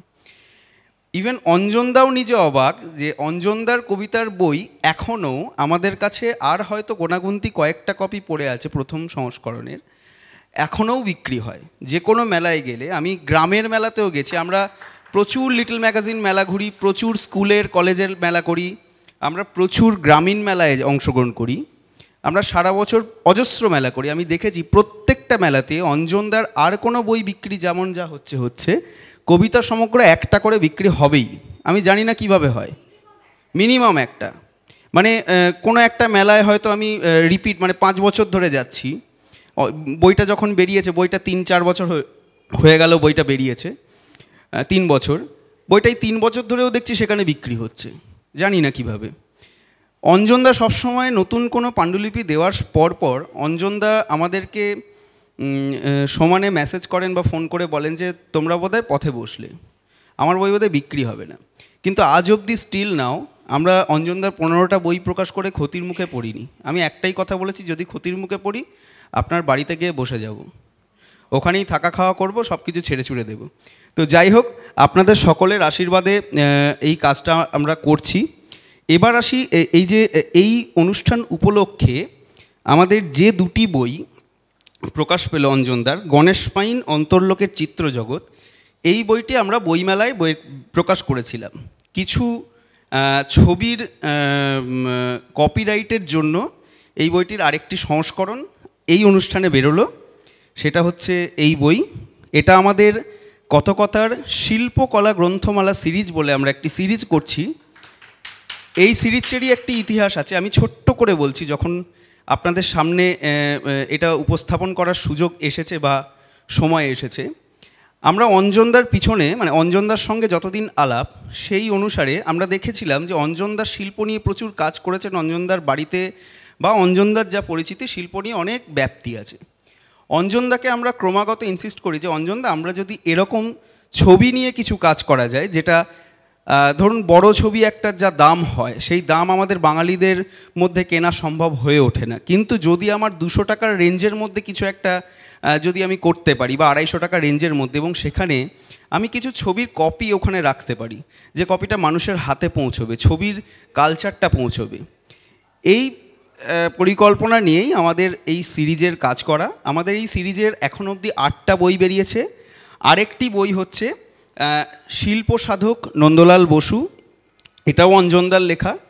আমাদের এই সিরিজের প্রথম বইটি ছিল হচ্ছে চিত্রিত পদ্মাপুরাণের পুঁথি, এক ফর্মার বই। পদ্মাপুরাণের পুঁথি নিয়ে বাংলায় এটি আমাদের প্রথম কাজ, এবং এই পদ্মাপুরাণের পুঁথি অঞ্জনদার কাছে আমি যেটুকু শুনেছিলাম, বাংলায় এর আগে পদ্মাপুরাণের পুঁথি নিয়ে কাজ হয়নি, তাই তো? পুঁথির চিত্র নিয়ে কাজ হয়নি। তারপর 2 নম্বরটা ছিল হচ্ছে আর্লি বেঙ্গল স্কুল, 3 নম্বরটা গগন ঠাকুর, 4 নম্বর হচ্ছে এখানে প্রমা উপস্থিত আছে, প্রমা বসু, এই তো প্রমার একটি বই ছিল যোগেন চৌধুরীর ওপর। 5 নম্বরটি হচ্ছে আমাদের সিদ্ধার্থ সেনগুপ্ত, শিল্পী সিদ্ধার্থ সেনগুপ্তর ছবির ওপর, সিদ্ধার্থদাও এখানে আছেন। 6 নম্বরটি হচ্ছে আমাদের সুজানদারই বই মীরা মুখোপাধ্যায়ের ওপর, সেটিও বইমেলায় বেরিয়েছে, যদিও সুজানদা এটা বলেনি এখানে। অঞ্জনদা আমাকে বললো যে আমারই অনুষ্ঠান, আমি কেন এখানটায়, মানে এখানে বিড়লা একাডেমি আয়োজক, কিন্তু আমি সুজানদার বইটাও একটু আপনাদের দেখাবো এবং সেটাও ইনাগরেট করব। এটা এটা এটা এটা আমার আর অঞ্জনদার মানে ভেতরের কথা, এটা সুজানদাকে সারপ্রাইজ দেওয়ার জন্য। শিল্পের কারিগর মীরা মুখোপাধ্যায়, এটি আমাদের শিল্পকলা গ্রন্থমালা সিরিজের 6 নম্বর বই। এখানে মীরা মুখোপাধ্যায়ের জীবন, শিল্প নিয়ে প্রবন্ধ আছে, এবং মীরা মুখোপাধ্যায়ের কাজকর্ম, আঁকা, ভাস্কর্য সমস্ত কিছু এখানে ছাপা আছে, এবং সেগুলো কালার ইয়েতে। আপনারা এখানে আমাদের যে সাইডে টেবিলটা করা হয়েছে, আপনারা এই সব বইগুলিই পাবেন, শিল্প বিষয়ক যা যা বই আছে সবই পাবেন। তো আজকে বিড়লা একাডেমির সৌজন্যে এবং সুজানদাকে ধন্যবাদ জানাই যে এই অনুষ্ঠানটা করার জন্য। এই বইগুলোকে আমরা আজকে ইনোগ্রেট করছি। প্রমা আছে, দেবাশিসবাবু আছেন, অঞ্জনদা, সুজানদা এবং আমাদের দাদা। তো একটু সবাই হাততালি যদি দেন খুব ভালো হয়। এবং আমরা চেষ্টা করছি যে এই বইগুলো স্বল্প মূল্যে, সুলভ মূল্যে পাঠকের হাতে, বা যারা শিল্প রসিক, এই যে অঞ্জনদা বললেন না যে আমি শিল্প সমালোচক বা শিল্প গবেষক নই, শিল্প রসিক, যারা শিল্প রসিক তাদের হাতে সুলভ মূল্যে এই বইগুলি পৌঁছে দেওয়ার চেষ্টা করছি, যাতে শিল্পের যে মানে ছবি দেখার বা ছবি কেনার যে একটা ধারণা ছিল যে বাঙালিরা ছবি কিনতে পারে না কারণ ছবির দাম অনেক বেশি হয়, সেই ধারণাটাকে আমরা ভাঙতে চাইছি। স্বল্প মূল্যেও হলেও সেটা পাঠকের হাতে পৌঁছুক যারা ছবি ভালোবাসেন। সকলেই আমাদের এই কাজগুলি কিনুন বা না কিনুন, অন্তত হাতে নিয়ে দেখুন। পাশেই একটা ছোট্ট টেবিল করেছি, সকলেই দেখুন, এই আর কি। ধন্যবাদ। আরেকবার ধরুন বইগুলো, আরেকবার ধরুন।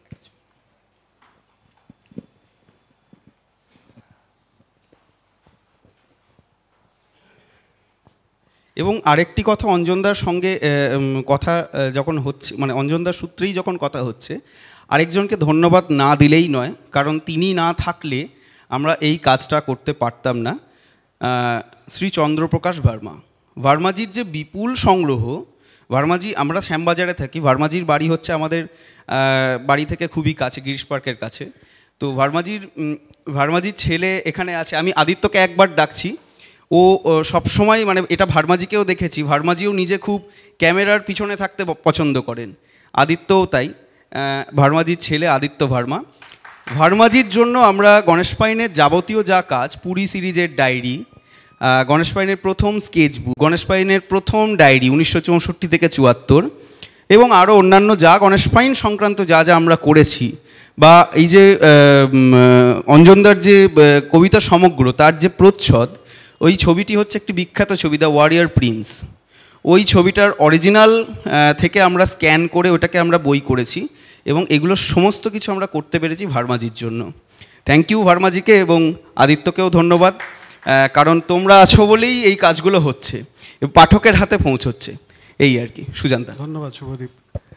না হ্যাঁ, আপনাদের একটু অনুরোধ করব, আমরা এরপরে অডিয়েন্সের কাছেও যাব, আপনাদের যদি প্রশ্ন মন্তব্য থাকে সেগুলো জেনে নিতে চাই।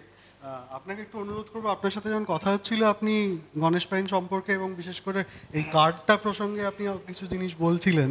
কার্ডে না, বসন্ত কেবিনে দীর্ঘদিন আমরা সন্ধ্যের সময় সোমবার থেকে শনিবার পর্যন্ত আড্ডা হতো, ওই 6টা, 6:30 থেকে শুরু করে রাত্রি 10টা পর্যন্ত, এবং বুধবার দিনটা বাদ থাকতো। গণেশদা সেদিনকে সোসাইটি অফ কন্টেম্পোরারি যেতেন, এবং সেইখান থেকে গণেশদা সোডা ফাউন্টেনে সোসাইটির লোকের সঙ্গে আড্ডা, সারা সপ্তাহটাই গণেশদা একটা আড্ডার মধ্যে দিয়ে কাটতো। আর এই বসন্ত কেবিনে শিল্পীর থেকে সাহিত্যিক, কবি সব থেকে বেশি আসতো, এবং বসন্ত কেবিনে যেটা সব থেকে মজা ছিল, গণেশদা অসম্ভব ভালো শ্রোতা ছিলেন। অনেক মানুষ আসতো যারা 4টে থেকে বসে আছে, ওখানে বাহাদুর ছিল, যে ওই টেবিলটার নামই ছিল গণেশদার টেবিল।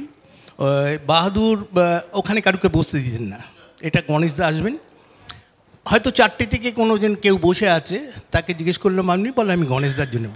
এসে গণেশদার সঙ্গে তার কথোপকথন হলো, তার ব্যক্তিগত জীবন, তার শিল্প জীবন সব পরপর সে বলে গেল। গণেশদা সব শুনলেন, বলে চা খাবে, চা খেলেন, পকোড়া খেলেন, তারপর সব শুনিয়ে চলে গেলেন। এইরকম বসন্ত কেবিনে অনেক মানুষ আসতো।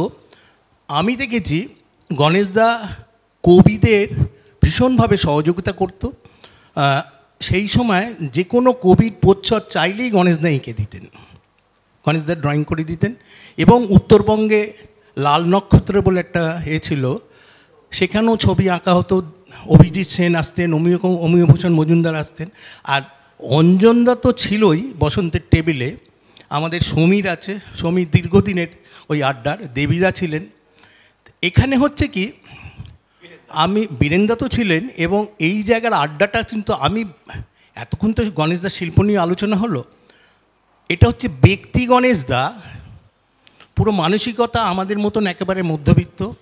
উনি বাড়ি থেকে বেরিয়ে কলেজ স্কোয়ারে একটা ছোট্ট ছবির দোকানে ওনার ছবি বাঁধা দিয়ে দিতেন, এবং সেই মোহনের ছবির দোকানে লক্ষ্মী কালী বাঁধানো হতো, উনি গণেশ মাইনের ছবিটা বাঁধিয়ে রাস্তায় টেবিলের উপর রেখে দিতেন। গণেশদা ওখান থেকে চলে যেতেন পাশে কালিকা থেকে একটা বেগুনি কিনে খেতেন, খেয়ে আবার ধুতি আর গেরু। আমি কিন্তু কবিরাজ রয়ের গণেশ পাইনের কথা বলছি, বিবেকানন্দ পার্কের গণেশ পাইন নয়। তা দিয়ে এইবার উনি একটা চক্কর মেরে হ্যারিসন রোড দিয়ে 1 কিলোর মতন 500 কি 1 কিলোর মতন মেরি বিস্কুট কিনে এরমভাবে ধরে কোঁচাটা দোলাতে 6:30 পৌনে 7টায় বসন্তে আসতেন। ওনার চেয়ার থাকতেন, উনি বসতেন, কারণ বিস্কুটটা উনি রাখতেন বাড়িতে, যে আড্ডা হতো চা বিস্কুট দিতেন, ওই জন্যে মেরি বিস্কুট কিনতেন।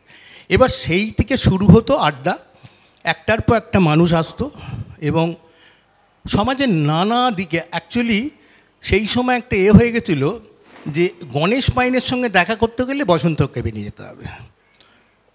ওই বসন্ত কেবিনে সন্ধ্যের পর এলেই দেখা হতো। এরম সব থেকে একটা মজার ব্যাপার হচ্ছে, পুজোর সময় 4টে দিন অঞ্জনদা থাকতো, বীরেনদা, আমরা পুজোর সময় ওখানে আড্ডা মারতাম। আর গণেশদা একটু খেতে ভালোবাসতেন, ওখানে পুজোর সময় ভালো ভালো চপ কাটলেট হতো, খাওয়া হতো। হয়তো কেউ বললো নাড়ু করেছি, গণেশদার জন্য নিয়ে এলো, গণেশদার নাড়ু খেলো। মাঝে মাঝে আনন্দবাজারের বিমল দাস আসতেন, বিমল দাস এলে বিমলদাকে বসিয়ে বাঙালির পুরনো দিনের খিস্তি শোনা হতো। বিমলদাকে বলা হতো, বিমলদা ওইখানে একটা বলুন তো। বিমলদা একটা বেশ সুন্দর বাংলা খিস্তি করলো, আমরা শুনলাম।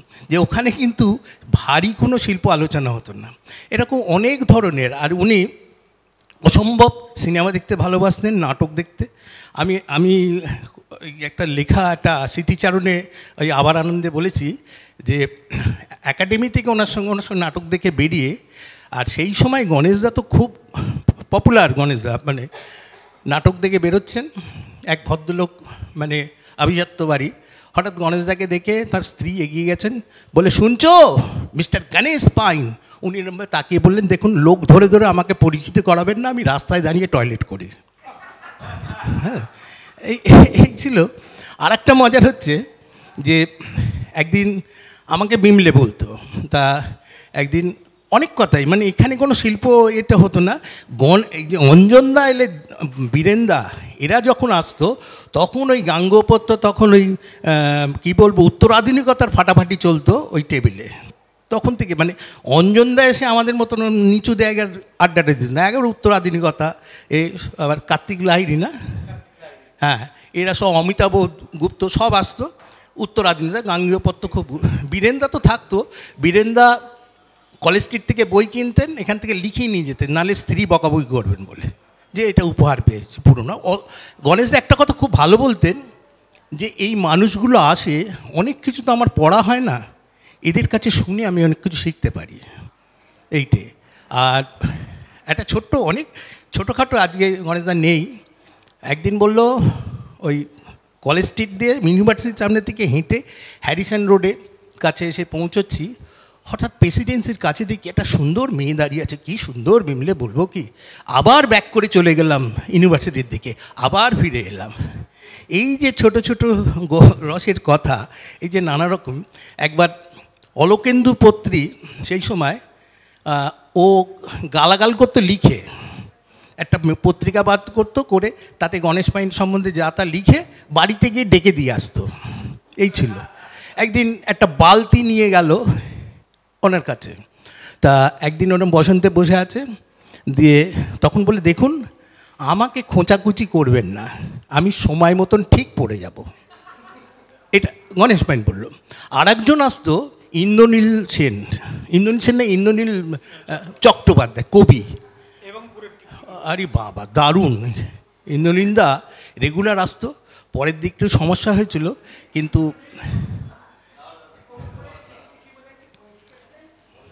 মজুমদার নয়, চট্টোপাধ্যায়, ইন্দ্রনীলদা। হ্যাঁ হ্যাঁ, চট্টোপাধ্যায়। ইন্দ্রনীলদা ওই রামলালের ওপরে হাতিবাগানে থাকতেন, একা থাকতেন।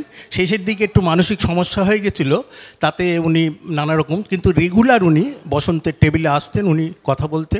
আর সমীরের একটা তীরধনুক বলে কাগজ ছিল, গণেশ দাও লিখতো, আমাদের ইন্দ্রনীলদা লিখতো। ওখানে সাহিত্যের ব্যাপারটা বেশি চলতো, এবং শনিবার দিনকে আড্ডাটা টেবিল ছাড়িয়ে আর একটা টেবিলে চলে যেত, সেখানে তার পেছনে টেবিলে চলে যেত। এইরকম এই আড্ডাটা চলতো। এবং সবথেকে মজা ছিল ওখানে আগে টোস্ট ওই বসন্ত কেবিনে, আর শেষের দিকে পকোড়া হতো, চা হতো, অনেক লোক আসতো। গণেশদা প্রত্যেককে বলতো চা খাবে, সবাই চা খেললো, পকোড়া খেললো, করলো, কিন্তু প্যালা থাকতো, 2 টাকা পয়সা দিয়ে যেত তো, কিন্তু বেশিরভাগই পয়সা পড়তো না। লাস্টের দিকে যারা বেরোতো গণেশদা ওই পয়সা সব মিটিয়ে বেরোতে হতো। তো এই ছিল বসন্তের আড্ডা। দিয়ে ওখান থেকে বেরিয়ে আবার কলেজ স্ট্রিটে, কলেজ স্কোয়ারের মুখে এসে আবার খানিকক্ষণ আড্ডা হতো। দিয়ে আমি আর বীরেনদা উত্তরে চলে আসতাম, গণেশদা হাঁটতে হাঁটতে। এরমও দেখেছি পুজোর সময় আমরা তো হাঁটা দিলাম, লোক এত লোক, গণেশদা মোহাম্মদ আলী পার্কের মারাত্মক ভিড়। গণেশদা এরম কোঁচা দোলাতে দোলাতে ঢুকছে, পুলিশ দেবে না, বলে আমি তো যাবই, ওখানে আমার বাড়ি। ওই ভিড়ের মধ্যে দিয়ে মাঝখান দিয়ে উনি বাড়িতে যাবেন, পুলিশকে ছেড়ে দিতে হতো। এইরকম অনেক কিছু ঘটনা। মন্দা স্টুডিওতে দুপুরে বসতেন, অনেকে যেতেন। মন্দা স্টুডিও ছিল সীমানি মার্কেটের কাছে, একটা দোতলার ওপর অন্ধকার একটা ঘর, মন্দা স্টুডিও। সেখানে দুপুরে দিয়ে কাজ করতেন, এবং বিকেলের দিকে সন্ধ্যের দিকে ওখান থেকে হাঁটতে হাঁটতে বসন্তে আসতে। মানে বসন্তটাকে ঘিরে একেবারে বসন্ত হয়ে থাকতো আমাদের সবার মধ্যে ওখানে। যাই হোক, এইটুকুনি বললাম। এখন অঞ্জনদা আছে, আমি এই যে আমাদের সমীর ঘোষ আছে, সমীর ঘোষ আরও বাড়ির আড্ডাটা, উনি 3টের সময় বাড়িতে আড্ডা মারতেন, সেটা সমীর ঘোষ জানে, সমীর ঘোষে। এবং আমাদের সঙ্গে আমি গণেশদার রং তৈরি করে দিতাম। গণেশদা ওই আমার স্ট্রিট থেকে রং কিনে নিয়ে আসতো, আর্ট কালারগুলো, সেটাকে জলের মধ্যে গুলে ওপরের এইগুলো ময়লাগুলো ফেলে তা আমাকে দিত। আমি যেহেতু সেই সময় ঠাকুর গড়তাম, ঠাকুরের এক ধরনের রং করার পর, গোলার পর উনি বলল এই প্রসেসে আমার রং করে দিও তো। যথারীতি একটা ছোট অ্যাসিড দিয়েছিল, ওইটা দিয়ে আমি রঙগুলো, নানা রকমের রঙ, ওইগুলোকে আমি গণেশদাকে তৈরি করে দিতাম। দিয়ে উনি প্লাস্টিকের কৌটো দিয়েছিলেন, সব সেইগুলো ওই কেকের মতন করে ওগুলো ভরে দিতাম গণেশদার রঙগুলো। এবং গণেশদা আমাদের বাড়িতে আসতো, আমাদের কাজ দেখতো, কাজ নিয়ে আলোচনা করতো, সবটা মিলিয়েই গণেশদার কাছে। আরেকটা ঘটনা বলছি, আমার ব্যক্তিগত জীবনে কতটা অনুপ্রাণিত হয়েছিলাম। গণেশের সামনে বসেছি, গণেশদা অনেকক্ষণ ধরে অন্যমনস্ক হয়ে যাচ্ছে। তা আমরা, গণেশদা কেসটা কি? আপনি বলে, বিমলে 3 রাত্রির ধরে একটা ছবির সঙ্গে লড়াই করছি, ধরতে পারছি না। তখন আমি মনে করলাম এইরকম একজন আর্টিস্ট একটা ছবি নিয়ে 3টে রাত্রি সারা রাত যেয়ে কাজ করছে, তা আপনি কতটুকুনি করছে। সেই অনুপাতে আমরা অনেক বেশি সময় দিতাম আমাদের কাজে। এইটুকুনি, ধন্যবাদ, ভালো থাকবেন।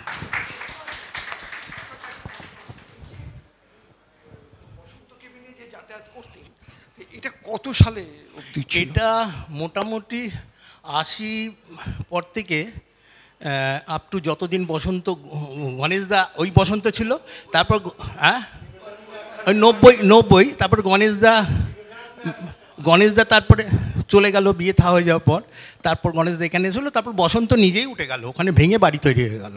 আচ্ছা, ওই এটা পাতিরামের অপোজিটের গেট দিয়ে, হ্যাঁ ওখানে বসন্ত কেবিন ওই জায়গায়। এরমও হয়েছে একদিন আমরা বসে আছি ভেতরে, বাইরে দাঙ্গা লেগে গেছে, সব গেট বন্ধ করে দিয়েছে। একটা বিভৎস দৃশ্য।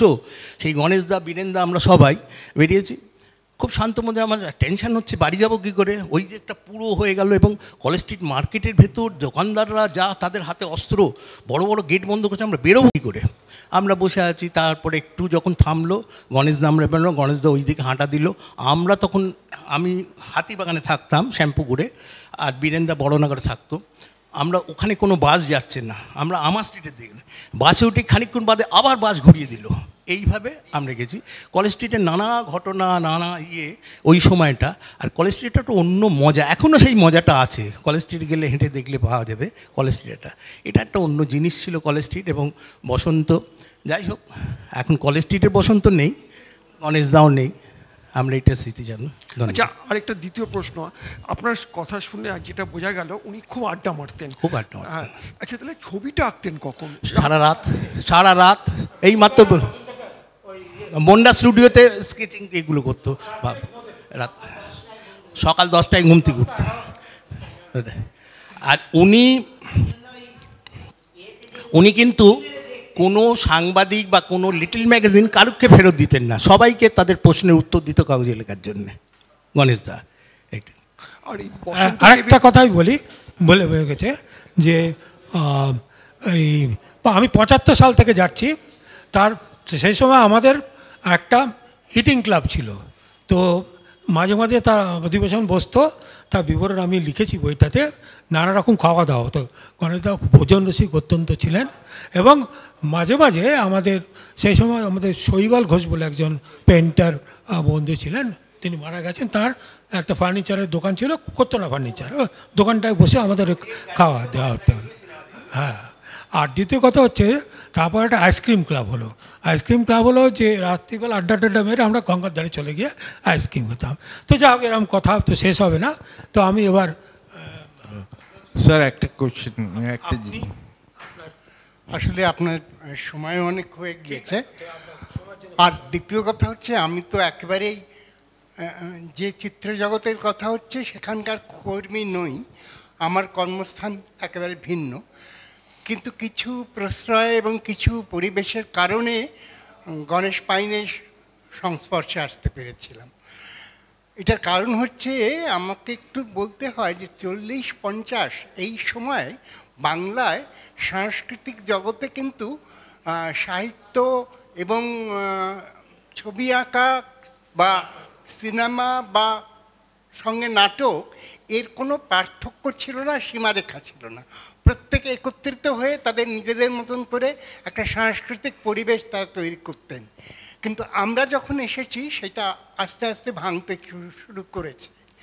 আমরা খুব বেশি শিল্পীকে বা কবিকে আমরা নাটকের মধ্যে পেতাম না। যেমন আমি জানতামই না যে গণেশ ঘোষ, এই গণেশ পাইন কোথাও আমাদের শূদ্রকের নাটক, বা তার আগে আমরা থিয়েটার কমিউনিটি ছিলাম, সেখানে নাটক দেখে গেছেন। আমি একেবারে নাটক ভালোবাসেন এই আগ্রহে একজনের কাছে একটু আবদার করেছিলাম, গণেশ পাইনের কাছে যদি নিয়ে যাওয়া যায়, তৃপ্তি মিত্র মারা গেছেন, আমরা একটা স্মারক গ্রন্থ প্রকাশ করব। সে ভদ্রলোক আমাকে সব রকম আশ্বস্ত করলেন যে আপনি গিয়ে দাঁড়াবেন ওই কলুতলার রাস্তার মোড়টায়, কবিরাজ যেতে মোড়টায় দাঁড়াবেন, আমি যাব, আপনাকে নিয়ে যাব, কোনো অসুবিধা হবে না। আমি মোটামুটি 45-1 ঘন্টা মতন দাঁড়াবার পর দেখলাম সে আর আসবে না, মানে এরপরে আশা করাটা অন্যায় হবে।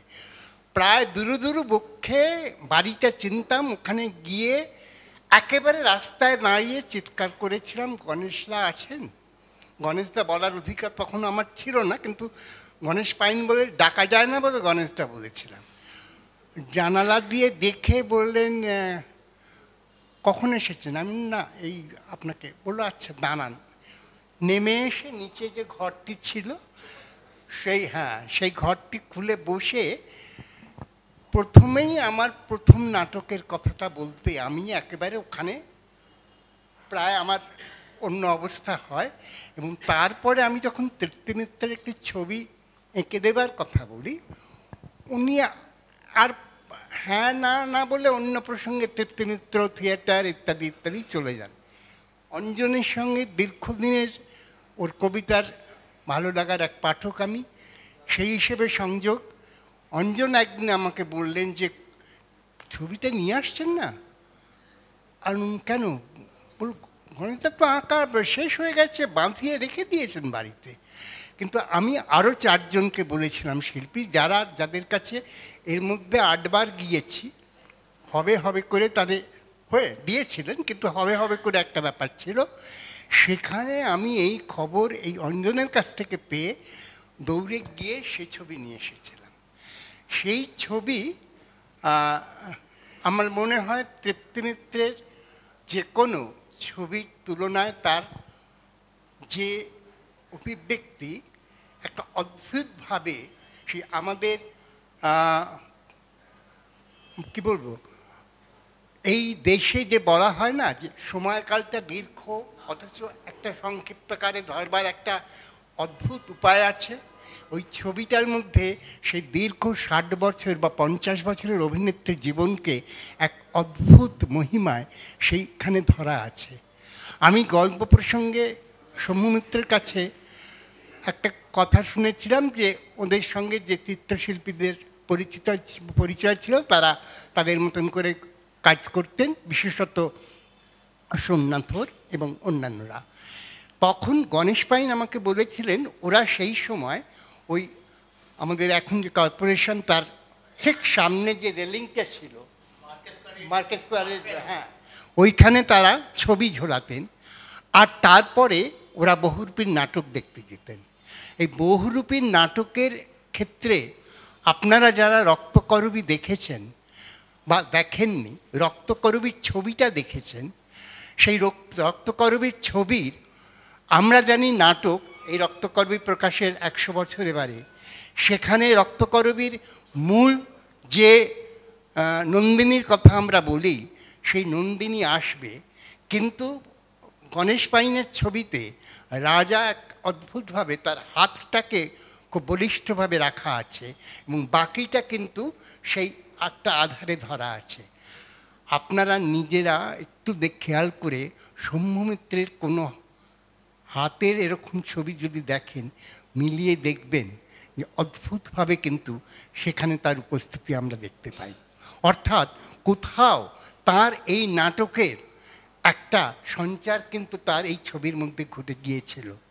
যেমনভাবে আমরা বলতে পারি যে অনেক সময় আমরা যখন এই বিড়লা একাডেমিতে দেখেছি বা সিনেমাতে দেখেছি তার বেশ অনেক ছবি নিয়ে প্রদর্শনী, সেখানে তিনি চলে গেছেন একেবারে মহাকাব্যের উপরে বা সেইখানে পুরাণের বা কোথাও, তাকে যখন ভাঙছেন সমকালীনতার মধ্যে, তাই সেই সমকালীনতার ভাঙার মধ্যে যে শব্দ উচ্চারিত হচ্ছে, মানে অশ্রুত শব্দ উচ্চারিত হচ্ছে, তখন অন্তত আমার একটা জীবনে দুঃখ থেকে যায় যে সৌম্য মিত্র তার ব্যক্তিগত জীবনে শেষে একটা অসামান্য নাটক লিখেছিলেন, যেটা শঙ্খ ঘোষের ভাষায় স্বাধীনতা উত্তর 50 বছরের এই নাটক লেখা হয়নি, বা রক্তকরবীর 50 বছরের মধ্যে এই নাটক লেখা হয়নি।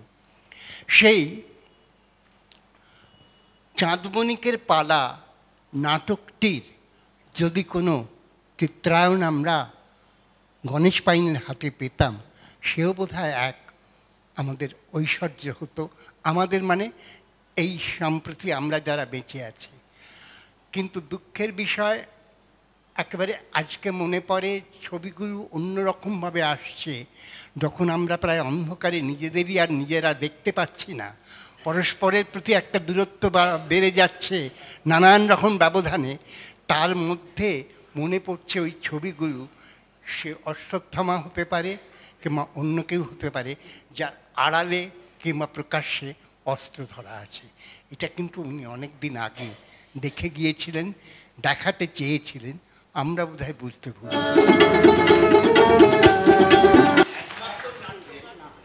না না, উনি যখন নান্দিকারের স্থায়ীভাবে, আমার এক্ষুনি মনে পড়ছে, যদি আমি একটুখানি সময় নিচ্ছি, সেটা হচ্ছে নান্দিকার ওই শুরু করেছে জাতীয় নাট্যমেলা, এবং সেই জাতীয় নাট্যমেলার একদিন সেটা ছিল ঘাসিরাম কোতোয়াল বম্বের নাটক শেষে গণেশ পাইনকেও ডেকেছেন, রুদ্রপ্রসাদ কোথাও আমাকেও ডেকেছেন, মানে আমিও গণেশদার পাশে দাঁড়িয়ে আছি। রুদ্রদা খুব গম্ভীরভাবে তখন বললেন যে আপনারা কেউ ভয় পাবেন না, উত্তেজিত হবেন না, আপনারা শান্তভাবে শুনুন, বাবরি মসজিদ ভাঙা হয়েছে, পরিবেশ ভয়ঙ্কর কঠিন, বাইরে কিন্তু কোনো পাবেন না। সেই রাত্রে আমরা যারা থিয়েটারের কর্মী একাডেমিতে দাঁড়িয়েছিলাম শুধু নয়, সঙ্গে গণেশ পাইনও কিন্তু দাঁড়িয়েছিলেন। অর্থাৎ প্রত্যেক ওই বাইরের যে বম্বের শিল্পীরা এসেছিলেন তাদের বাড়ি পাঠানো থেকে এই দর্শকদের বাড়ি পাঠানো, সব দায়িত্বটাই কিন্তু একইভাবে নিয়েছিলেন। সুতরাং শুধু নাটক দেখতেন না, ওই শিল্পের জগতে থেকে তাকে তার প্রতি দায়বদ্ধতার একটা অঙ্গীকারও কিন্তু তার ছিল।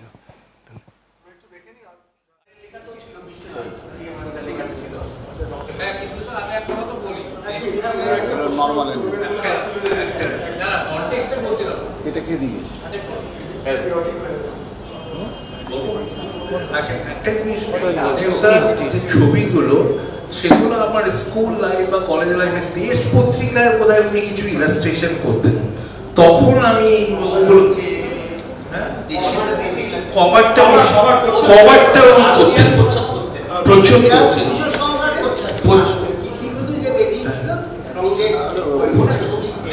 প্রচ্ছদগুলো করতেন। আচ্ছা, সেকেন্ড হচ্ছে যে আমি মানে আজকাল টেকনোলজির যুগে আমি যে স্কেচগুলো উনি করেছেন আমি দেখলাম যে খুব ফেড হয়ে যাচ্ছে। তো এইগুলোকে কোনো এআই বা কিছু দিয়ে যদি রিকভার করা যেত আর একটু যদি প্রমিনেন্ট হতো আর কি, তাহলে বাঙালির কাছে পৌঁছলে বাঙালি আরও ওটাকে অ্যাপ্রিসিয়েট করতে পারতো। ব্যাস এইটুকু।